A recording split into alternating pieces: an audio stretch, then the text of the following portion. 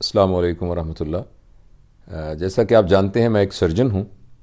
اور مجھے اس بات پر بہت ہی عاجزانہ فخر ہے کہ جب میں بہاولپور میں آیا تو بہت سارے نئے پروسیجر یہاں میں نے انٹروڈیوس کروائے۔ تو میں یہاں بہت پاپولر تھا جب یہاں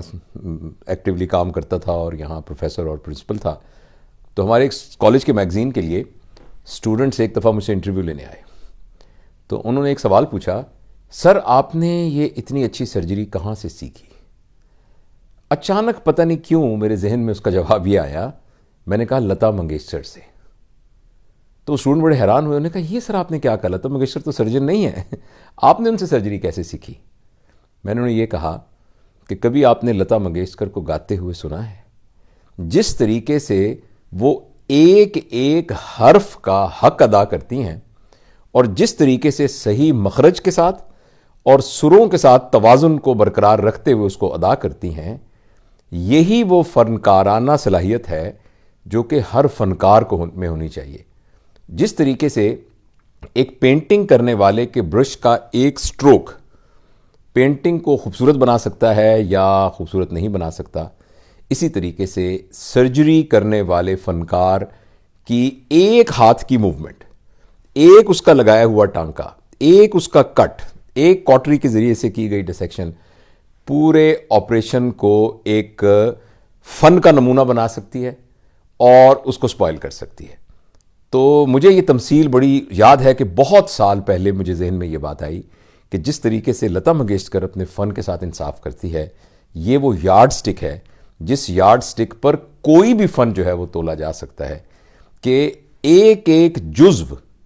آپ کی پرفارمنس کا وہ بیسٹ آف ایبلٹی ہو، وہ میکسیمم ہو۔ اب آپ کبھی لتا منگیشکر کا گایا ہوا کوئی گانا سنیے گا تو آپ دیکھیں گے کہ اگر وہ چھوٹی ہے تو سننے میں بھی آپ کو وہ چھوٹی ہے نظر آئے گی، اور اگر وہ بڑی ہے تو وہ سننے میں بھی بڑی ہے ہوگی۔ اگر وہ عین ہے تو وہ عین ہوگی، اگر وہ قاف ہے تو وہ قاف ہوگا، اگر وہ کاف ہے تو وہ کاف ہوگا، لیکن اس کے ساتھ جو سروں کی ہم آہنگی ہے وہ بھی اپنی جگہ پر موجود رہے گی۔ میں کوئی موسیقی کا ایکسپرٹ نہیں ہوں، ایکسپرٹ کیا بالکل بھی کچھ بھی نہیں ہوں، اور اب کچھ عرصے سے تو خیر میں ایسے باقاعدگی سے سن بھی نہیں رہا، لیکن یہ وہ ایک بات ہے جو لتا منگیشکر کو ممتاز کرتی ہے۔ آج جن کا انتقال ہوا تو مجھے یہ بات کا خیال ہوا کہ میں ضرور انہیں ٹریبیوٹ پیش کروں، اور ساتھ میں یہ بھی کہوں کہ بہت عرصے سے ہم یہ کہہ رہے ہیں کہ انسان کی زندگی باقی تمام جانداروں سے مختلف ہوتی ہے، وہ اس لیے کہ باقی جاندار صرف فزیکیلٹی ہوتے ہیں، اور جبکہ انسان جو ہے وہ فزیکیلٹی بھی ہے، انٹلیکٹ بھی ہے، ایموشنالٹی بھی ہے، اور اسپرچویلٹی بھی ہے۔ تو